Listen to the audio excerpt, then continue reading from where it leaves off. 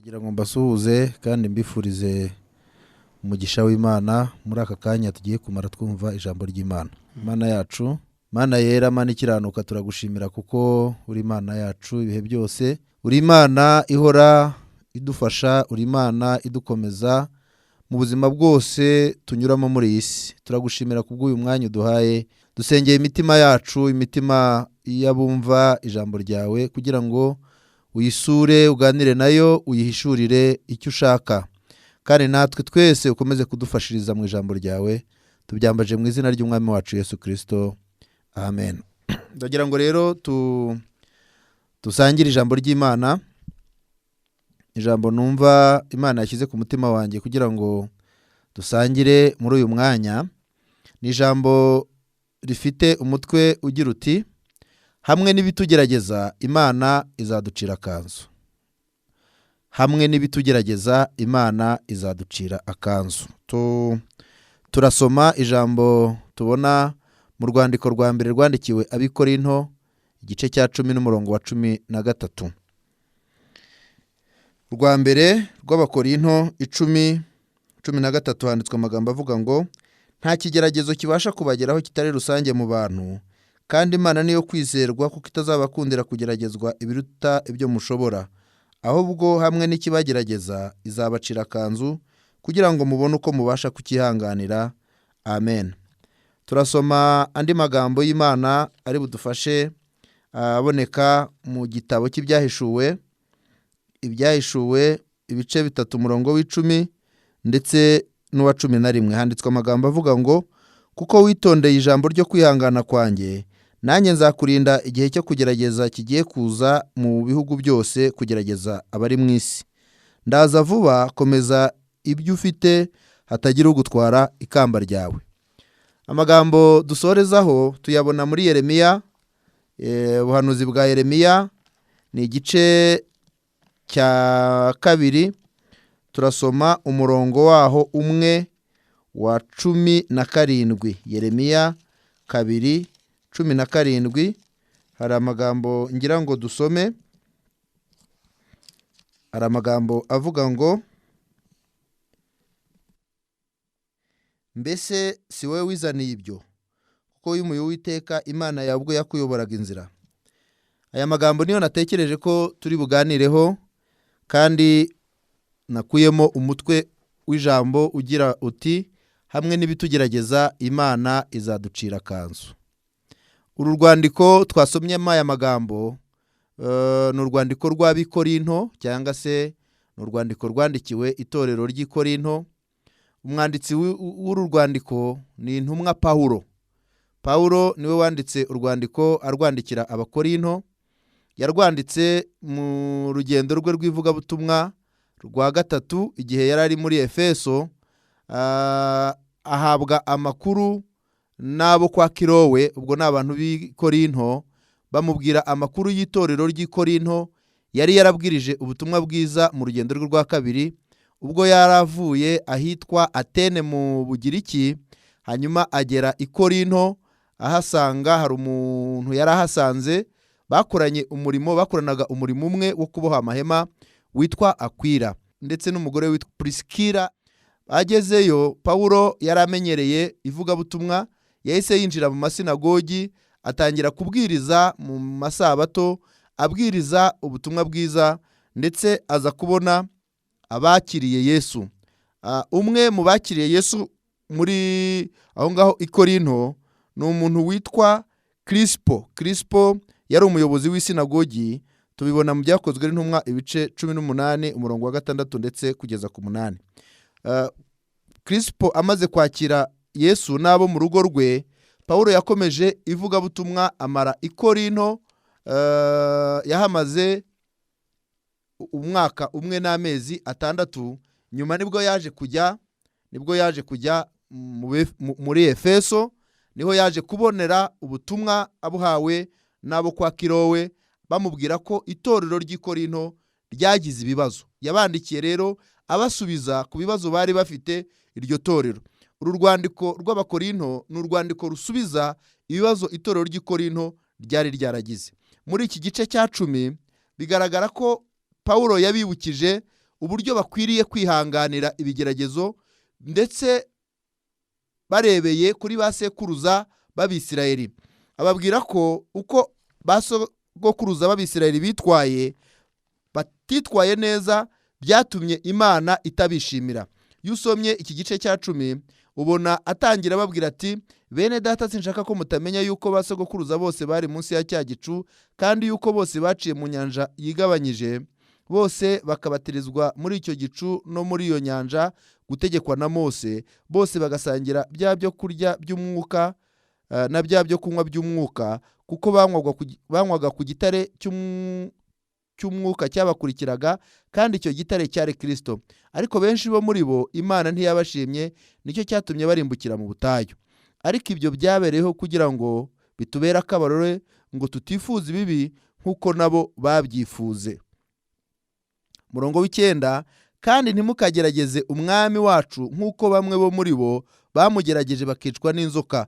Ntimukivovote nk'uko bamwe bo muri bo bivovotse bakicwa n'umurimbuzi. Ibyo byabereyeho kutubera akabarore, kandi byandikiwe kuduhugura twebwe abasoreweho n'imperuka y'ibihe. Nuko rero uwibwira yuko ahagaze yirinde atagwa. Nta kigeragezo kibasha kubageraho kitari rusange mu bantu, kandi Imana niyo kwizerwa, kuko itazabakundira kugeragezwa ibiruta ibyo mushobora, ahubwo hamwe n'ikibagerageza izabacira akanzu, kugira ngo mubone uko mubasha kukihanganira. Ahangaha muri kino gice arimo arabereka ko bakwiriye gukomera, badakwiriye kumera nka ba sekuruza. Abaha ubuhamya uburyo bitwaye mu butayu. Aha rero ababwira ijambo ntekereza ko ari ijambo ryiza, ari ijambo ridukomeza, ari ijambo natwe twakuraho inyigisho. Aravuga ngo nta kigeragezo kibasha kubageraho atari rusange mu bantu, kandi Imana niyo kwizerwa, kubera ko itazabakundira kugeragezwa ibiruta ibyo mushobora. Aravuga ngo hamwe n'ikibagerageza Imana izabacira akanzu. Niho rero nakuye ijambo numva ashaka kugira ngo nkukomereshe, rivuga ngo hamwe n'ibitugerageza Imana izaducira akanzu. Dutekereze kuri iri jambo. Ibigeragezo bijya biza bikaza bikagera ku bantu, ariko ijambo ry'Imana ryavuze ngo Imana ihora ariyo kwizerwa no mu bigerageza abantu bahura nabyo, ngo kandi hamwe n'ibitugerageza, hamwe n'ibigerageza abantu b'Imana, Imana iba yiteguye guca akanzu. Mu mvugo ya Kinyarwanda cyangwa se Bibiliya mu rurimi rw'Ikinyarwanda bavuga ko ari akanzu. Akanzu ubundi ni nk'umuryango, ni umuryango uboneka mu gikari, ariko mu zindi ndimi ntabwo bavuga ko ari akanzu, ahubwo bavuga ko ari umuryango. Bavuga ko Imana izaca umuryango cyangwa se izaca inzira. Mu bitugerageza Imana iba yiteguye guca inzira. Reka turebe ubwoko bw'ibigeragezo bigera ku bantu. Habaho ubwoko bw'ibigeragezo bigera ku bantu. Bishobora kugera ku muntu ku giti cye, bishobora kugera mu muryango, bishobora kugera mu itorero, bishobora kugera ku gihugu, bishobora kugera ndetse no ku isi muri rusange. Umuntu ku giti cye, iyo dusomye ijambo ry'Imana mu rwandiko rwa Yakobo 1:12, haravuga ngo hahirwa uwihanganira ibimugerageza, kuko namara kwemerwa azahabwa ikamba ry'ubugingo iry'Imana yasezeranije abayikunda. Birumvikana ko umuntu ku giti cye ashobora guhura n'ikigeragezo, ariko n'umuryango cyangwa se famiye nayo irageragezwa, ishobora kugeragezwa.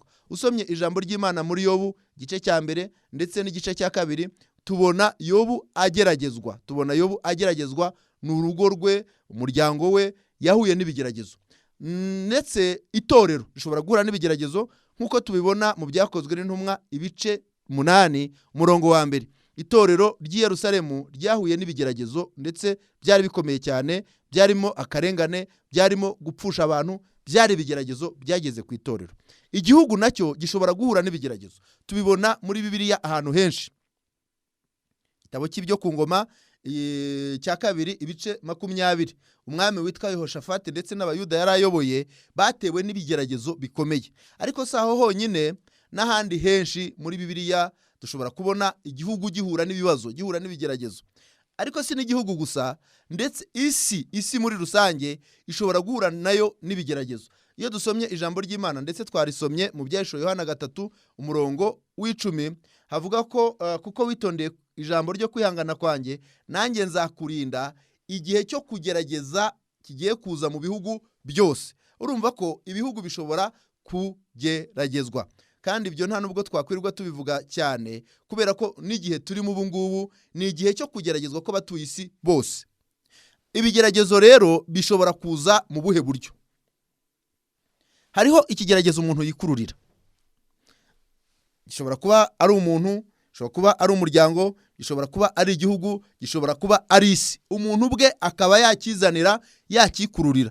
Iyo dusomye ijambo ry'Imana muri Yeremiya, twahasomye igice cya 2 umurongo waho wa 17, baravuga ngo mbese si wowe wizaniye ibyo. Urumva umuntu ashobora kwizanira ibigeragezo.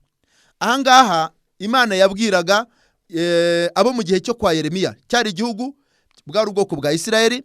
Igihugu nacyo gishobora kwikururira ibigeragezo.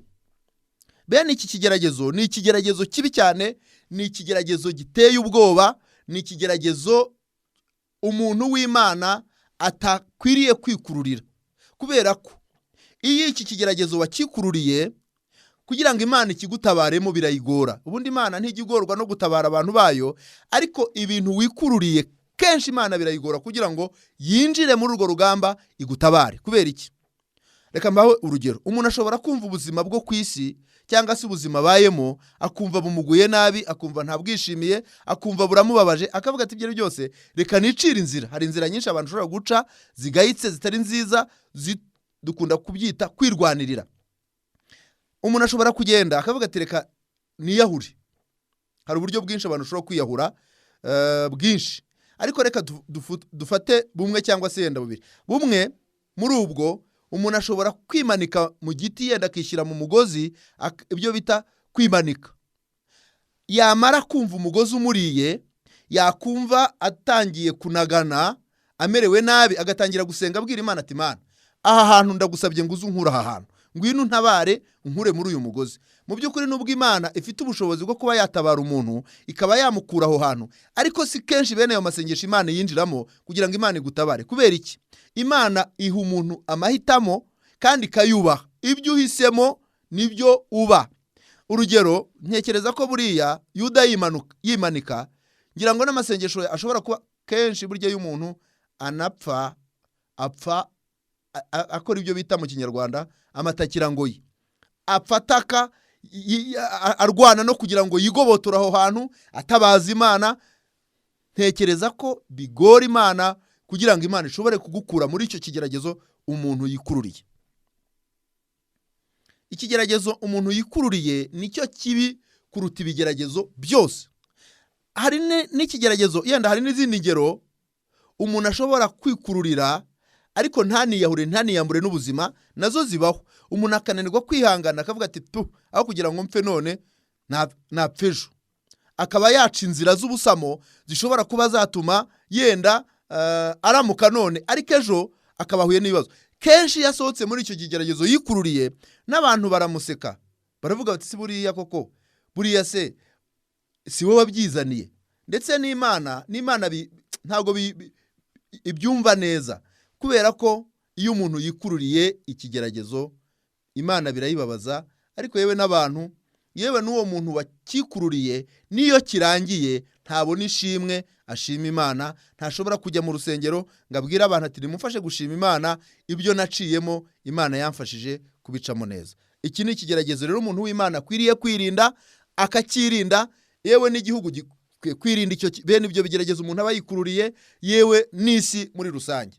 Hari ikindi kigeragezo nacyo, iki ngiki cya mbere ntabwo nshaka ko tugitindaho, ni kibi, nta nubwo nashatse ko tugiha umwanya. Twirebere kuri iki kindi cya kabiri ndetse n'icya gatatu nza kubabwira.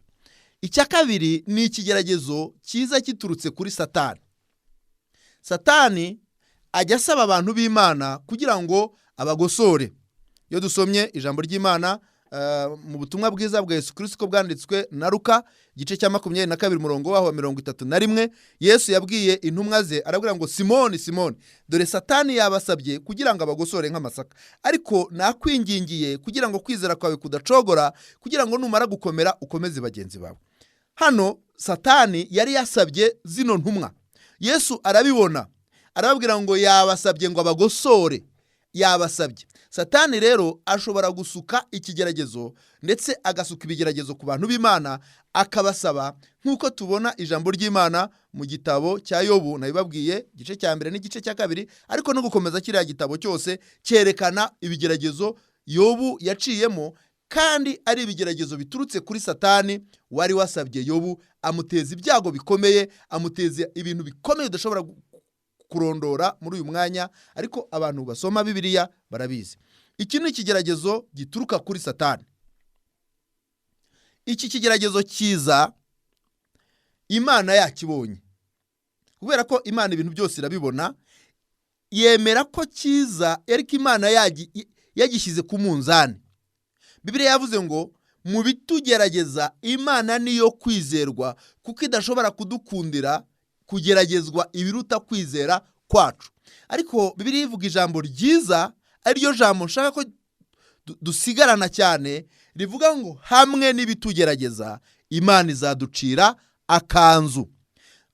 Uyu muntu w'Imana ugeragezwa, twabonye ko ashobora kuba ari umuntu ku giti cye, ashobora kuba ari umuryango, ushobora kuba ari igihugu, ushobora kuba ari isi.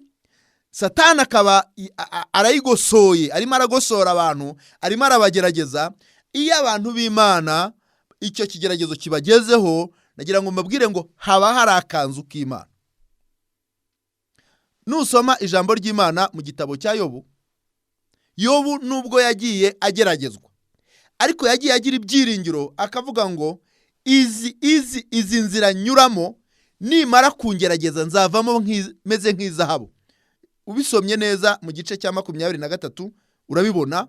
Yobu yakomeje avuga amagambo akomeye mu byamugeragezaga byose. Hari naho yavuze, aravuga ngo kugeza ubwo nzapfa ntabwo nzikuraho kuba inyangamugayo, gukiranuka kwanjye ndagukomeje. Hari naho yavuze ngo naho yanyica napfa nyiringiye, kubera ko yari umuntu w'Imana, kandi mu byamugeragezaga yari afite kwizera Imana. Bityo mu bice 42 iyo usomye neza uhereye ku murongo w'8, Imana yabwiye za nshuti za Yobu, irazibwira ngo nimumusange abasabire, kuko niwe nemera. Kandi ngo agikomeje gusenga, Imana iramwunamura, imukiza ibyago bye, imushumbusha inshuro 2 y'ibyo yari yarabuze mu gihe cyo kugeragezwa. Aha rero Imana yaciriye akanzu, Imana yaciriye inzira, Imana yaciriye umuryango Yobu, ndetse Imana iramuhira, Imana imuha umugisha, kubera ko yihanganye muri ibi bigeragezo bituruka kuri Satani. Hari ikindi, iyo dusomye ijambo ry'Imana mu gitabo cy'Itangiriro 22, tubona Aburahamu ageragezwa. Imana yari imuhaye test, cyangwa se yari imupimye kugira ngo imugerageze, kugira ngo imupime, ndetse anabimenye ubwe Aburahamu urwego ariho mu kubaha Imana. Imana yaramuhamagaye, iramubwira iti Aburahamu, yari isanzwe imuhamagara imubwira amagambo ishaka, ariko uwo munsi ahangaha mu bice 22 yamubwiye amagambo akomeye cyane. Iramubwira iti Aburahamu, ndagusaba kugira ngo ujye kuntambira umwana wawe w'ikinege Isaka ukunda. Aburahamu yumvise iryo jwi, arwana naryo, ariko afata icyemezo cyo kumvira Imana. Azamuka umusozi wa Moriya, ndetse agenda urugendo rw'iminsi 3, ngo ageze ahantu Imana yamubwiye. Itangiriro 22:9, afata Isaka aramuboha, arangije amushyira ku gicaniro, afata icyuma, agiye kumusogota. Imana imuhamagara iri mu ijuru, marayika aravuga ngo Aburahamu, Aburahamu, Aburahamu, kuko ungenje utyo ndirahiye no kuguha umugisha nzaguha umugisha, no kogeza nzogeza izina ryawe, kandi mu rubyaro rwawe nimwe amahanga yose azabonera umugisha. Ahangaha nacyo cyari ikigeragezo ku muntu w'Imana. Imana imugerageje, Imana imupimye, ngenda twakita igipimo Imana ipima abantu bayo. Iki ngiki kenshi kiza gifite iyihe ntego? Kiba gifite intego ebyiri. Iya mbere, Imana ibigira ngo ikwereke koko urugero uhagazeho Imana ibigiye kuguha amanota nawe usoma koko uyabona koko uyakwiriye.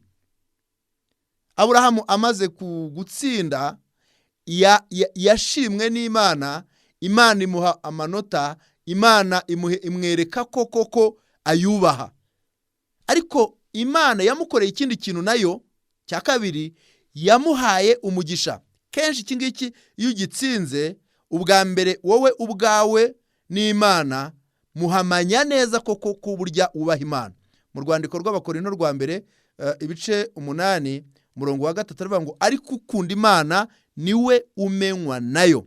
Iyo ukunda Imana hari uburyo Imana ibikwereka ubwawe n'Imana mukaba mubiziranyeho. Aburahamu amaze kunesha yumvise nawe gihamya kimubwira ngo burya Imana yanshoboje kunesha mu byangeragezaga. Ahangaha rero navuga ngo ububonye ikintu gihamya cyuko koko burya ubaha Imana. Kubera ko burya ntabwo watubwira ko ubaha Imana udahuye n'akantu kagupima. Oya, burya n'Imana ibigira ngo ibanze gupime neza. Yesu mu gihe yari hano kuri iyi si, intumwa ze zakundaga kumwirariraho akazibwira ati nyamara, ndetse hariyo yagiraga akunda kwirarira cyane witwa Petero, akavuga ati jewe ndagukunda nkukunda kurusha abandi, abaye niyo wahura n'ibibazo je sinshobora kukureka, abandi bakureka jewe niteguye gupfa na nawe. Yesu akamubwira ati Petero wagiye ugabanya amagambo, ko njya mbona mu gihe ibigeragezo bizaza inkoko itaranabika uzaba wanyihakanye inshuro 3. Undi atireka ariko igipimo kije yahise abona ibiro afite, yahise abona uwo ari we, arangije aravuga ati rwose pe. Mu magambo make, iyo igeragezo kije ni gihamya cy'ikigero ugezeho mu kubaha Imana. Ariko nanone ku Mana iyo ugitsinze iguha umugisha, ikuvugaho ubundi buryo itigeze ikuvugaho. Urugero ni iki gice cya 22 cy'itangiriro kuri Aburahamu. Aburahamu yari umuntu Imana yahaye umugisha kuva hamagarwa mu bice 12. Imana yagiye imuha umugisha mu bice 13. Imana yagiye imuha umugisha mu bice 14. Imana yagiye imuha umugisha mu bice 15. Mu bice 17 imusezeranya imigisha ikomeye. Mu bice 18, mu bice 19. Iyo usomye ubona Imana yaragiye imuhira rwose imuha umugisha. Ariko muri iki gice cya 22 imuha umugisha witwa umugisha ukomeye. Bitewe n'iki? Yari amaze kunesha ikipimo Imana yari imupimyemo. Aburahamu aratsinda, Imana iravuga ngo nkuhaye umugisha. Iyo rero nababwiye ngo iyi test Imana ibihaye abantu bayo ibifite intego ebyiri. Icya mbere ni ukuguha gihamya yuko burya ubaha Imana. Icya kabiri ni ukugira ngo Imana ikuvugeho uburyo budasanzwe, Imana iguha umugisha kandi koko nawe wumva umutima wawe uhamanya neza n'uwo mugisha Imana iguhaye. Rero ndagira ngo dutekereze mu bigeragezo duhura nabyo. Ese witwara ute? Ndagira ngo turebe ese iyo umuntu w'Imana ageragezwa asabwa kwitwara gute. Muri ibi bigeragezo bibiri navuze, kiriya cyo cya mbere cy'umuntu wikururiye ikigeragezo, uretse kwihana no gusaba imbabazi nta kindi Imana imusaba. Bene uwo nguwo wahemukiye Imana, wabyikururiye, agomba kujya imbere y'Imana agapfukama akaboroga akinginga Imana ikamubabarira ibyaha yayikoreye. Iyo ari igihugu, iyo ari umuryango, iyo ari itorero, iyo ari umuntu ku giti cye, inzira nimwe gusa, nukuca bugufi umuntu akinginga Imana akayisaba imbabazi. Hanyuma ibi bindi bibiri, icyo umuntu asabwa kwitwa uko ugomba kwitwara mu bigeragezo, icya mbere ni ugukomeza kwizera Imana. Kwizera Imana ni ukwirinda ibibi. Dufite urugero rufatika mu nyigisho za Yobu. Nabivuze, Yobu mu byamugerageje byose yarinze ururimi rwe, yarinze inzira ze. Yo usomye yenda aya magambo reka nyasome. Yarinze amaso ye, yarinze uko yitwaraga, yewe no ku bamugeragezaga, uhereye no ku nshuti ze za hafi. Yobu yamenye uko yitwara. Kubera iki? Yari azi ko igihe cyo kugeragezwa ari igihe cye.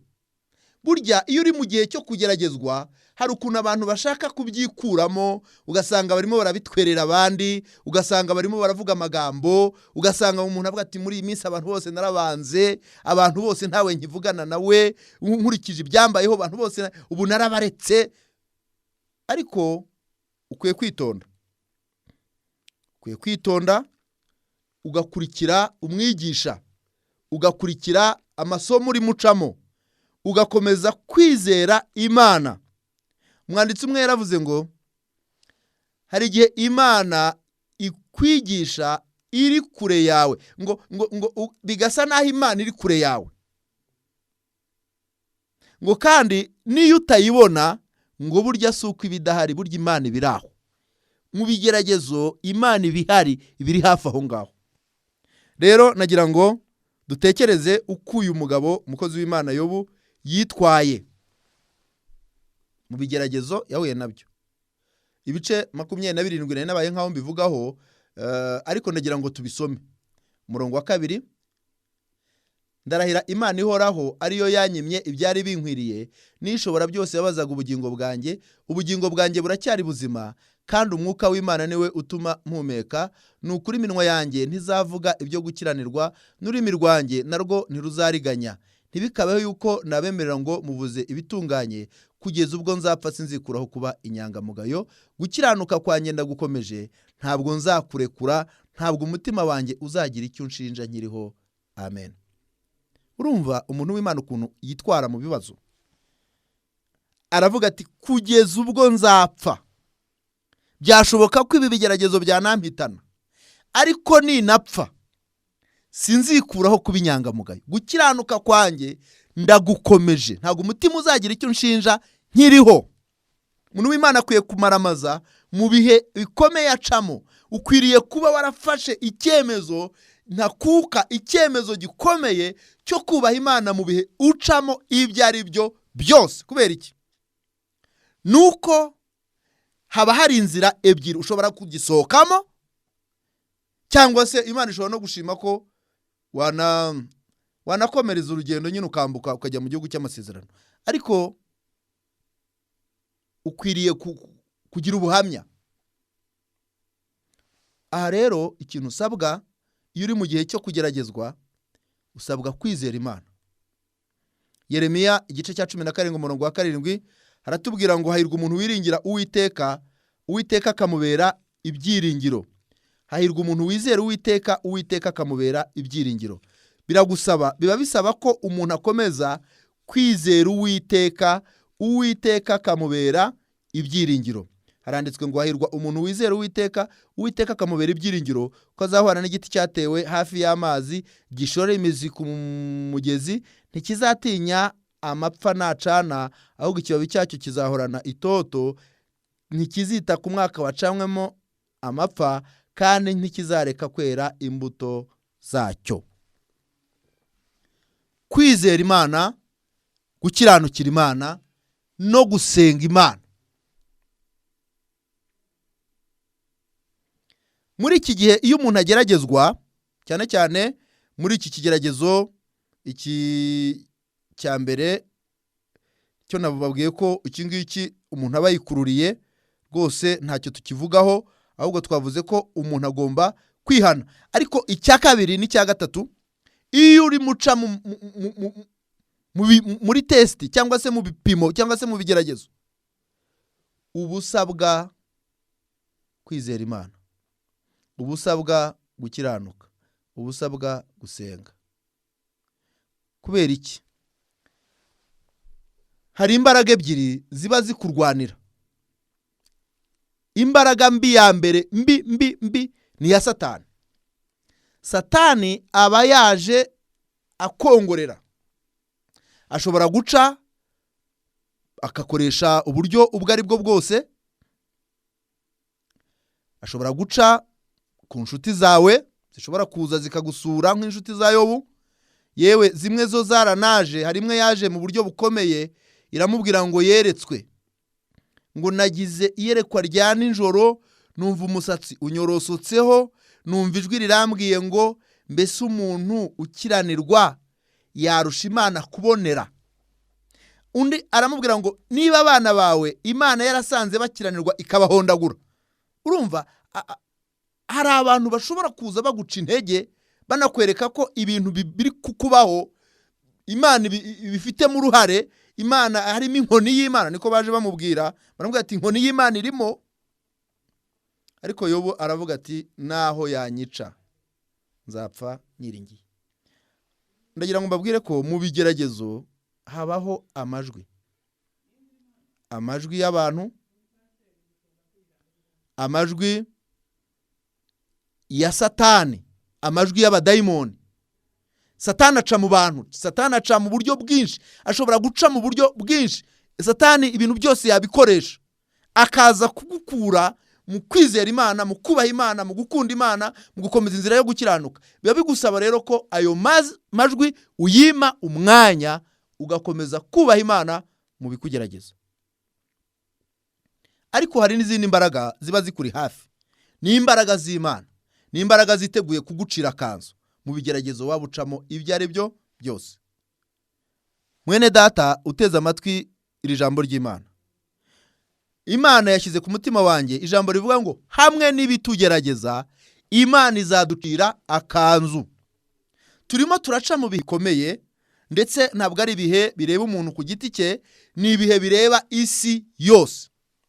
Hari icyo ngira ngo musabe, icyo utikururiye ntikikagutera ubwoba, kubera ko no gusenga ushobora kubona isengesho usenga, kubwira Imana ngo Mana ibi bintu ni wowe ubizi, none Mana cira inzira.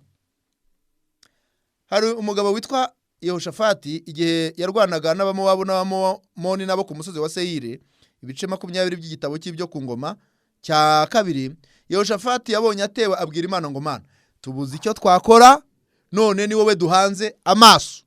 Umuntu mwiteranira ahita yuzura umwuka wera, aravuga ngo umva yewe mwami Yehoshafati, namwe abayuda mwese ni mu ntega amatwi, urugamba si urwanyu n'urw'Uwiteka Imana yanyu. Ejo mu gitondo kare muzashyireho, muzaririmbe, muzihagarare gusa, murebe ibyo nzabakorera, nzabarwanirira namwe mwicecekere. Ni nako Imana yabwiye Mose. Ikigeragezo utahamagaye rero ntikikagutera ubwoba, ikigeragezo kirimo kiza, Imana iba yiteguye kugucira akanzu, kandi izina ry'Imana rigahabwa icyubahiro. Ndagira ngo tugane ku musozo, ubwire ngo hamwe n'ibitugerageza komeza wizere Imana. Biravuze ngo Imana niyo kwizerwa. Sinzi uko abantu muri iyi minsi bahagaze bameze, ariko nanabimenya kuko burya abantu baba mu byiciro bibiri. Hari abakomera ku Mana, ko byanditse muri Daniel 11:32 b, haravuga ngo abazi Imana yabo bazakomera, nibamara gukomera bakora iby'ubutwari. Ariko hari n'abarambarara vuba, kagwa vuba, bagushijwe n'utuntu twose tubonetse. Muri iyi minsi Satani ari kugusha abantu cyane cyane, ariko ubundi bariya nkeka ko baba batanahagaze. Ubundi umuntu w'Imana mu bigeragezo nibwo ahagarara. Mu bigeragezo ubu ngubu turi mu bihe bikomeye byo gushungura abantu, ariko abantu b'Imana barakomera bagasenga. Nahoze ntekereza uburyo abantu b'Imana bakwiriye guhagarara, kuko nicyo gihe cyacu, ni gihe cyo guhagarara no gukomeza abantu, kubera ko dufite Imana idukomeza, iduha no gukomeza abandi. Ni igihe cy'itorero, ni igihe cyo gusenga. Turimo turasenga turwana n'uyu mwuka. Mu by'ukuri ikintu gikomeye iki kigeragezo nta muntu gitinya, uwo ari we wese, urwego yaba ariho rwose kirakubita. Ariko abazi Imana yabo, abasenga Imana ari ukuntu Imana idusanga, Imana ikatwereka ko izina ryayo rizakomeza kwamamara, kandi uko byagenda kose ibi bihe tuzabisohokamo. Ariko dukwiye guhagarara tugakomera, nta bintu by'ubwoba. Abantu bafite ubwoba bwinshi cyane, uragira gutyo umuntu akavuga ati jewe ndiyejeje, nditeguye gupfa, ndagiye. Ukabona umuntu yarangije neza avuga ati narangiye, ngubu jewe n'ukwiyeza nkapfa. Ariko nkeka ko umuntu akwiye no gukomera rwose, ugakomera, kuko hari Imana ishobora byose. Rero komera, ukomere, we gutegera amatwi shitani ngo itangire ikongorere, itangire kuvugisha amagambo menshi, itangire gucumuze, utangire ugushwe n'utuntu twose ubonye, kubera ko ibibazo wifite ibibazo none ugiye gushyiraho n'umutima mubi na roho mbi. Ubwo se koko urabona ibihe uzabihonoka koko? Ugize ibibazo biri hanze aha, wishyiriyeho umutima mubi, wigiriye none washyizemo n'amagambo menshi, none se umwuka ntugushirana ahubwo? Imana igufashe kandi wizere ko hari akanzu k'Imana.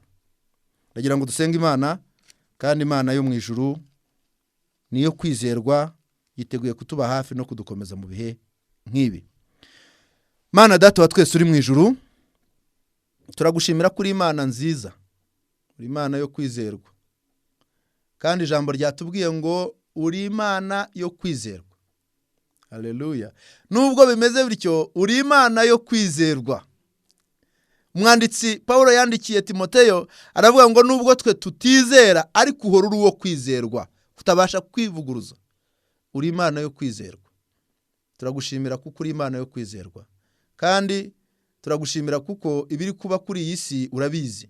Dusengeye abari ku isi bose, dusengeye abakomeye bose, dusengeye abantu boroheje, dusengeye ingeri zose z'abantu bari kuri iyi si. Ubakomeze, ubarinde.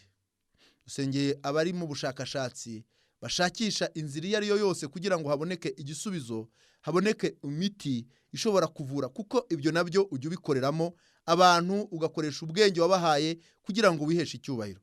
Dusengeye uyu mwuka, turawirukanye mu izina rya Yesu. Twirukanye izi mbaraga z'imyuka mibi zazengurutse isi, zayijegajeje, zatumye isi nyeganyega. Mu izina rya Yesu Kristo, yewe wa mwuka mubi turagucyashye, turakwirukanye mu mbaraga z'umwuka wera. Tuzi ko dufite ubutware. Ijambo riratubwira ngo Satani ajya amanuka nk'umurabyo ashaka kugosora abantu, ariko ugatanga ubutware ku itorero. Niko wabwiye itorero ngo wabonye Satani agwa nk'umurabyo, ariko uravuga ngo wabahaye ubutware bwo gukandagira inzoka na sikoropiyo n'imbaraga z'umwanzi zose.